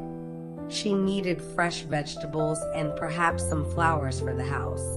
Tuesday she promised to help at the library, shelving returned books, a task she found surprisingly meditative. Wednesday there was nothing planned, which was perfect. Thursday Mrs. Chun had invited her for tea. Friday was the quiz night at the pub, if she decided to go. Saturday, she might work on clearing the corner of the garden where she was thinking of putting in a small greenhouse. A full week, but not too full. Busy enough to feel purposeful, spacious enough to breathe. That was the balance she'd found here, the rhythm that worked for her. She thought about her old life again, the way she sometimes did in these quiet moments, not with regret, but with the kind of wonder that she'd ever lived that way. The constant rush, the stress, the feeling of never having enough time. She thought that was normal, necessary even. Everyone lived that way, or so it seemed. But they didn't have to. That was what she'd learned. You could choose differently. It wasn't always easy to make that choice. There were consequences, things you had to give up. But the trade-off, at least for her, had been more than worth it. She'd given up money, certainly. Her job in the city had paid well, and her life now was modest by comparison. She had to watch her budget, think carefully about purchases, save for unexpected expenses. The cottage had needed a new roof 2 years ago, and that had taken most of her savings. But she had enough. She wasn't wealthy, but she had enough. Her needs were simple, and she found she wanted less as time went on. The things that had seemed important before, the nice clothes, the expensive restaurants, the latest gadgets, none of that mattered anymore. What mattered was sitting in her garden on a spring morning with a cup of tea. What mattered was the satisfaction of pulling weeds and seeing neat beds emerge. What mattered was a good book and a comfortable chair and a cat purring on her lap. What mattered was knowing her neighbors, being part of a community, feeling connected to the place where she lived. What mattered was the rhythm of the seasons, the cycle of planting and growing and harvesting. What mattered was time, unrushed time, time to think and dream and simply be. These weren't things you could buy. These weren't things you could achieve through ambition and hard work. These were things you could only experience, only receive, only allow yourself to have. Eleanor had friends from her old life who didn't understand. They saw her choice as a retreat, a giving up, maybe even a failure. She'd stopped trying to explain it to them. You couldn't explain it, not really. You had to feel it, live it, know it from the inside. But there were others who did understand. Her sister was beginning to, she could tell. And she met people here in Willowbrook who had made similar choices, who had left behind bigger, louder lives for something smaller and quieter and more real. Sarah, the woman she talked to at church this morning, had been a lawyer in London before moving here and opening a small bookshop. Mr. Martinez had been an engineer before taking early retirement and dedicating himself to woodworking. They didn't talk about their old lives much, but there was a recognition between them, an understanding. They'd all found the courage to step off the treadmill, to stop running towards some distant goal and instead simply arrive. Here, now, in this present moment. Eleanor shifted slightly in her chair, careful not to disturb Marmalade. Outside, full darkness had fallen. She could see stars through the window, bright points against the black sky. The moon was rising, nearly full now, casting silver light across everything. She should go to bed soon, she thought, but not quite yet. There was something about this moment, sitting in the lamplight with her sleeping cat, the cottage quiet around her, the night gentle outside, that she wanted to hold on to just a little longer. She thought about what she would read in bed tonight. Maybe more poetry, those short verses that were perfect for the drowsy state before sleep. Or maybe she would start a new book. She had several on her bedside table waiting to be read. Or maybe she would just lie in the dark and listen to the sounds of the night. Let her mind wander where it wanted. She had spent so much of her younger life planning, organizing, trying to control everything. It had been exhausting. Learning to let go of that, to trust that things would unfold as they needed to, had been one of the great lessons of her time in Willowbrook. Not that she never planned anymore. She did, of course. Gardens required planning. Meals required planning. But it was a different kind of planning. Gentler, more flexible. If it rained on the day she planned to plant, she did something else instead and planted the next day. If she ran out of an ingredient while cooking, she substituted something else or made a different meal entirely. Life was improvisation, she'd learned. You could set a general direction, but the details had to be worked out as you went along. And that was okay. That was more than okay. That was what made life interesting, surprising, alive. Marmalade stirred and opened his eyes, blinking slowly at her. Then he stood up, stretched elaborately, and jumped down from her lap. He walked to the window and sat down, looking out at the night. Eleanor watched him, smiling. What did he see out there? What did he think about? She would never know, and that was part of his charm. He was utterly himself, living completely in his cat reality, mysterious and self-contained. She stood up as well, stretching her own stiff muscles. It was time for bed, she decided. The day was done, fully lived, and now it was time to rest. She checked the doors, making sure they were locked. She turned off the lamps one by one, except for the small light she left on in the hallway for navigation in case she woke in the night. She rinsed her teacup and left it in the sink to wash in the morning. Marmalade followed her upstairs, his claws ticking on the wooden steps. In her bedroom, Eleanor changed into her nightgown and went through her nightly routine. She washed her face, brushed her teeth, braided her hair loosely. Then she climbed into bed, feeling its welcoming comfort. Marmalade jumped up and settled at the foot of the bed in his usual spot. Eleanor pulled the quilt up and lay back against her pillows. She decided not to read tonight, she realized. She was too pleasantly tired, too ready for sleep. Instead, she just lay there in the darkness, listening to the night sounds. The cottage creaking, the wind in the willow tree, a car passing somewhere in the distance, the church clock chiming 9 times. 9 o'clock on a Sunday night. A good time to sleep. Eleanor closed her eyes and felt herself beginning to drift almost immediately. She was aware of being comfortable, warm, safe. She was aware of Marmalade's weight on the bed. She was aware of being exactly where she belonged. And then she was aware of nothing at all as sleep claimed her, gentle and complete. In her sleep, Eleanor dreamed. Not the wild, impossible dreams of deep night, but the gentle, drifting dreams of early sleep.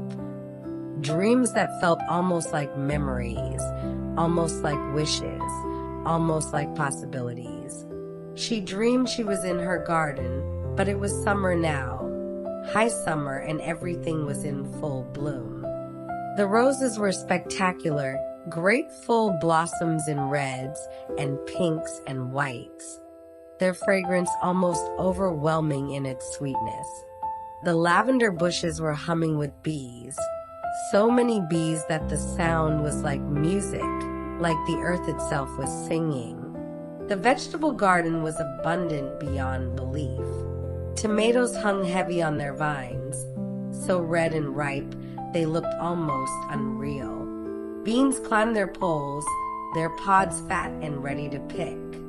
Lettuce grew in perfect rows, its leaves crisp and green. Zucchini sprawled across the ground, their yellow flowers like small suns. Eleanor walked through this dream garden, touching plants as she passed, feeling their life force, their energy. Everything was thriving. Everything was exactly as it should be. This was the garden of her imagination, her ideal, perfectly realized. She came to the willow tree and found that beneath it, in the spot where her bench usually sat, there was now a small pond. The water was clear and still, reflecting the sky like a mirror. Dragonflies hovered above it, their wings catching the light. Frogs sat on lily pads, singing their deep croaking songs. Eleanor sat down beside the pond, not questioning how it had appeared, accepting it the way you accept things in dreams. She looked into the water and saw not her own reflection, but something deeper, something beyond. She saw the garden as it had been when she first arrived, overgrown and neglected. She saw herself working day after day, slowly bringing it back to life. She saw the seasons passing, saw the garden change from spring green to summer abundance to autumn gold to winter rest. She saw herself growing too, changing, becoming more at home in her own skin, more settled in her own life. The dream shifted, as dreams do, and now she was standing at the edge of a vast field. Not her garden anymore, but something bigger. The field stretched to the horizon in every direction, and it was filled with wildflowers, millions of them, swaying in the breeze.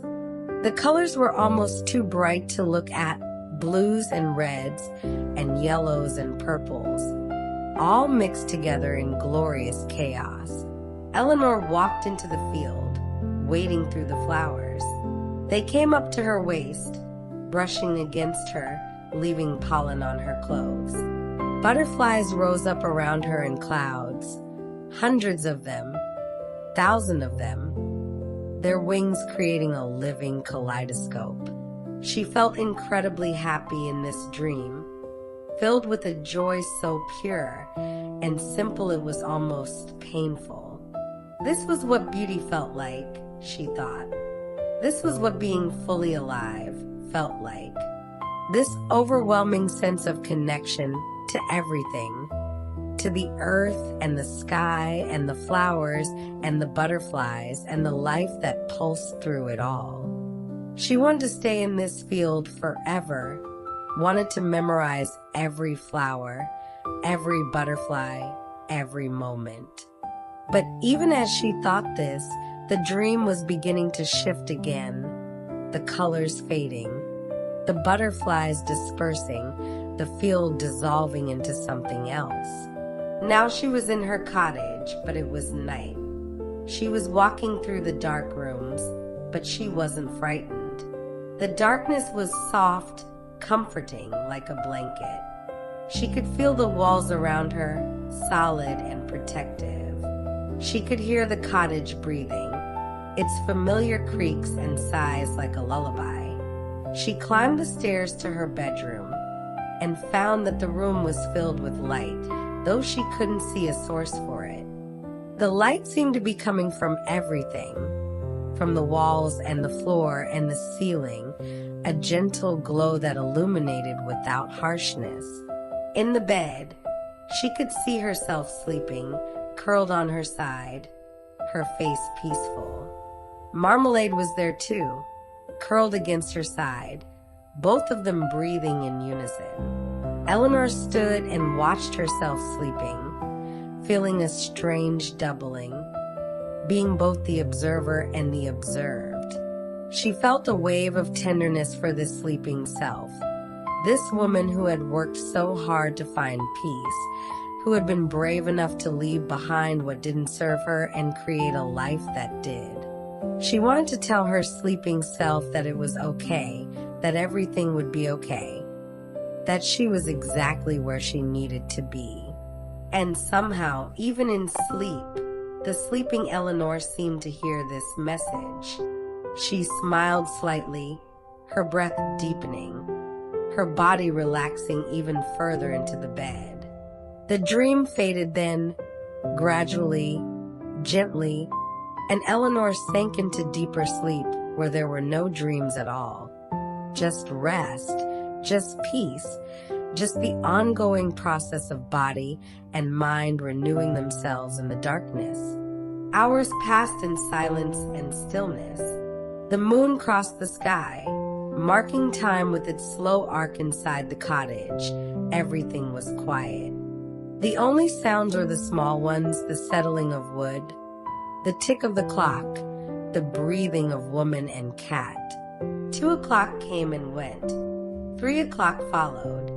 These were the hours when the world was most still, when even the night creatures had settled into their dens and nests, when the boundary between one day and the next was thinnest. Eleanor slept through it all, deeply and peacefully. Her dreams had moved beyond images and stories into pure sensation and emotion. She dreamed in colors without form, in sounds without source, in feelings without narrative.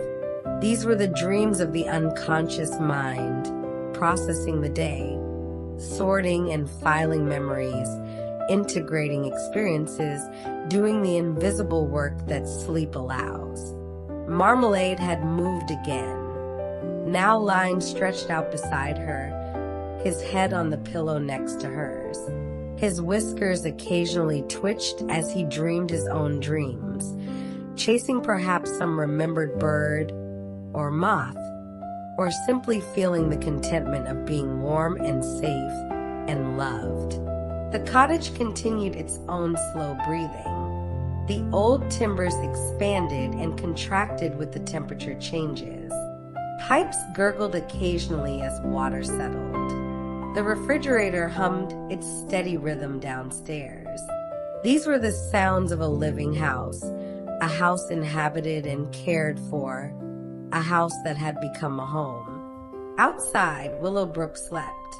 In house after house, light after light had been turned off as people settled into their beds. Now the village was dark except for the street lights and the occasional porch light left on.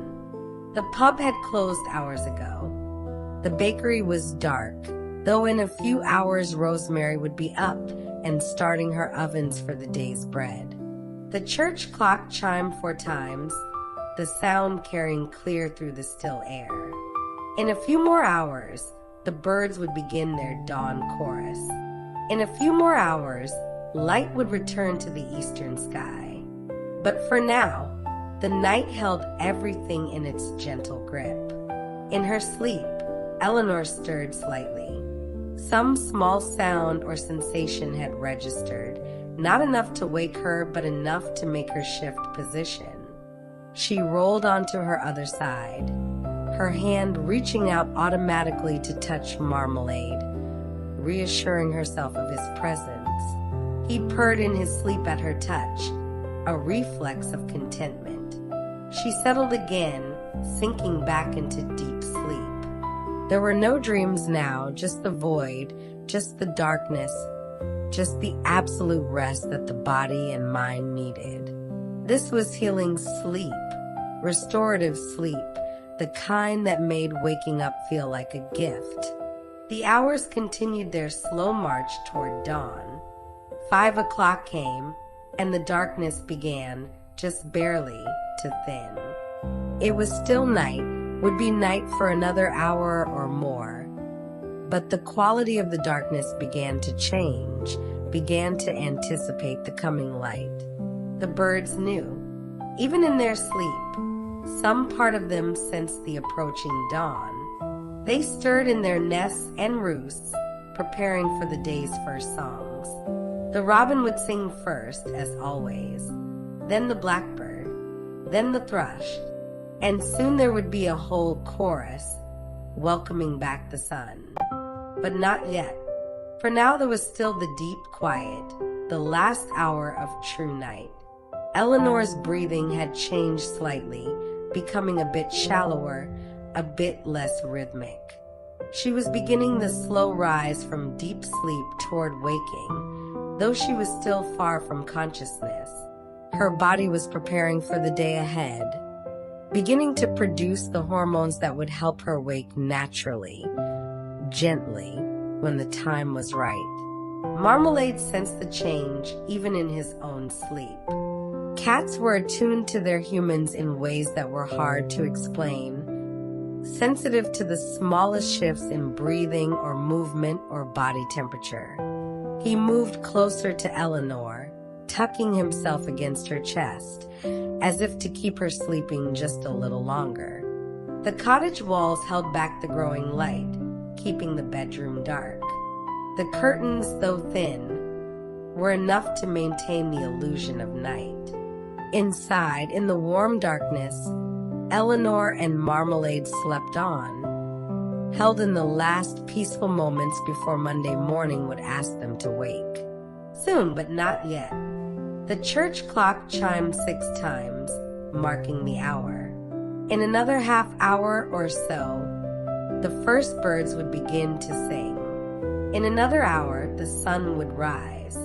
In another hour and a half, Eleanor would wake naturally, gently, ready for a new day, a new week. But for now, in these last moments of the night, there was only sleep, deep and restorative and perfect. There was only the quiet breathing, the gentle heartbeats, the peace of rest fully given into.